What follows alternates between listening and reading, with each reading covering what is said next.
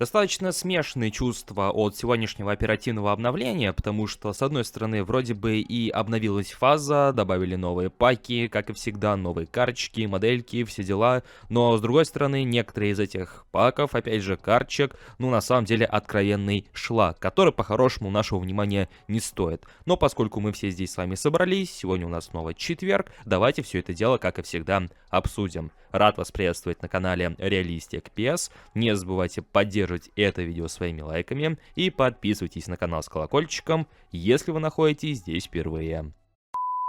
Все мы с вами знаем, что если копить монеты в eFootball, то все равно не удастся выявить желаемого эпика. А поэтому, если вам необходимо приобрести монеты для eFootball Mobile, то вам на PlayRock. PlayRock — это маркетплейс товаров и услуг. Помимо приобретения желаемого товара, вы также можете предложить свои товары и услуги. Приобрести любой интересующий вас товар можно быстро и, самое главное, легко. Выбираем удобный способ и оплачиваем в пару кликов. Все происходит быстро и, самое главное, безопасно. Помимо всего прочего, на PlayRock постоянно проходят розыгрыши, поэтому переходите по ссылке и закупайтесь по лучшим ценам.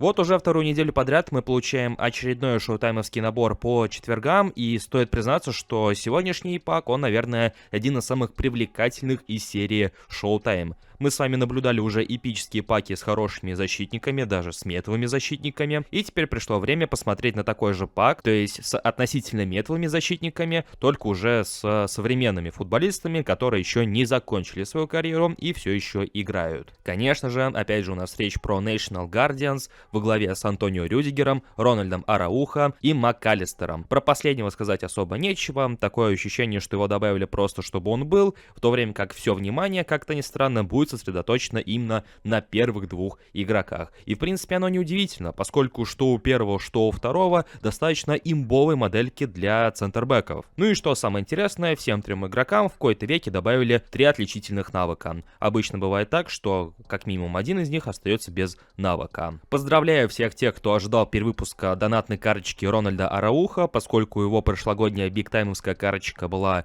одним из самых популярных вариантов среди донатеров на позиции центрального защитника, кто-то его справа наигрывал, и вот по сути его новая актуальная версия, только уже шоутаймовская за сборную Уругвая. Антонио Рюдигера мы наблюдаем достаточно редко в различных паках, и в принципе его карточки из селекции, его номинальная карточка, когда он только перешел в мадридский Реал, все они в принципе хорошие. Цифрами его там не обделяли, учитывая конкретный тип тех карточек, ну и опять же моделька у него рослая, ноги у него длинные, поэтому в защите он в принципе действует неплохо. А поэтому что Рюдигер, что Араухо стоит вашего внимания. Учитывая, что обоим защитникам накинули достаточно важные навыки. В частности, у Рюдигера это Fortress, то есть вдохновитель в защите, в то время как у Араухо это воздушный форт. Но что же делать, если вы в игру не донатите? Живете от компании к компании, от ивента к ивенту и потихоньку зарабатываете монеточки. Конечно, контент есть и для вас, и по сути отчасти для меня. Это обновленные паки команды недели и также парочка обновленных номинальных паков.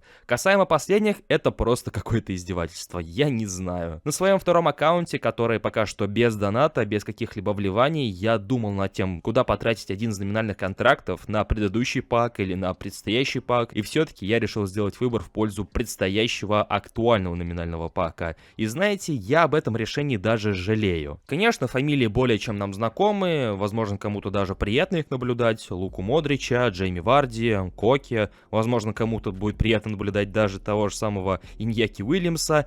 Но по сути своей это какой-то мусор. Ну правда. Опять же, модельки неплохие, цифрами их даже, кстати, не обделили. То есть у Варди есть скорость, у Модрича есть выносливость, хотя, казалось бы, с учетом их возраста. Но опять же, вспомните те же самые донатные карточки и посмотрите вот на это номинальное чудо. Это просто в очередной раз подтверждение того, насколько ощутимый разрыв по карточкам, по цифрам, донатным и недонатным, между как раз-таки обеими категориями игроков. Я считаю это полным мусором, кто бы что ни говорил. И если Konami не считают нужным добавлять в номинальные паки хоть сколько-нибудь сильные карточки, то пускай делают паки хоть сколько-нибудь, но разнообразными, с какой-нибудь интересной концепцией, коллекции, а то мы получили какой-то невнятный пак под названием «Гордость клуба». Ну и кто, и что это? В пропуске на матч карточки на самом деле не лучше. За премиальный пак это Арнольд, в то время как за ценный это Томас Мюллер. У второго вообще непонятный стиль, который очень редко присутствует в игре, а именно отвлекающий, как у того корейца из шоутаймовского пака. В то время как Александр Арнольд, он вроде бы и за премиальный матч-пасс, но с другой стороны, он не сказать, что прям сильно лучше бесплатной карточки, которую раздают новичкам за прохождение тренировки. А поэтому в лишний раз тратиться на пропуск на матч ради кого-нибудь из них, ну, наверное, тоже не стоит.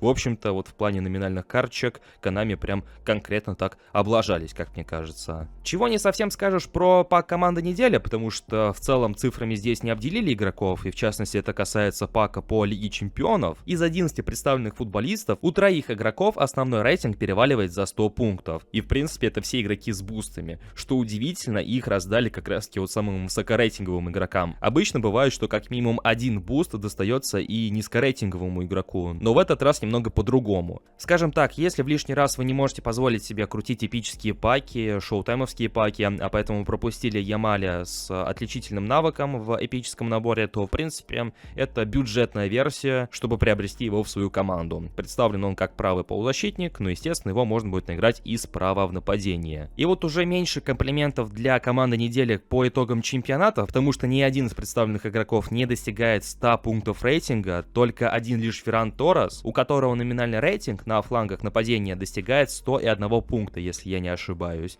А так, даже для того же самого Тибо Куртуа, который впервые появился в команде недели, Konami зажопили 1 пункт общего рейтинга, чтобы добить до красивых цифрок в 100 пунктов. Также сегодня в игре появился новый тренер за монеточки. За 500 золотых монет вы можете приобрести Гасперини, один из самых популярнейших тренеров еще пару-тройку частей назад, поскольку у него были высокие цифры быстрой контратаки, и в своей новой лицензированной версии за золотые монетки он также представлен как тренер с быстрой контратакой и с длинной контратакой. То есть одни из самых популярнейших стилей игры, которые используются повсеместно, потому что они, наверное, самые простые и самые атакующие, скажем так. И тот, и другой стиль достигает 88 пунктов, поэтому в целом проседаний по рейтингам футболистов быть не должно. А поэтому Гасперини, наверное, один из предпочтительных вариантов после Хаби Алонсо, если вы играете на контратаке. Несмотря на появление Рональдиньо в китайской версии eFootball, несмотря на то, что мы, по сути, получили подтверждение его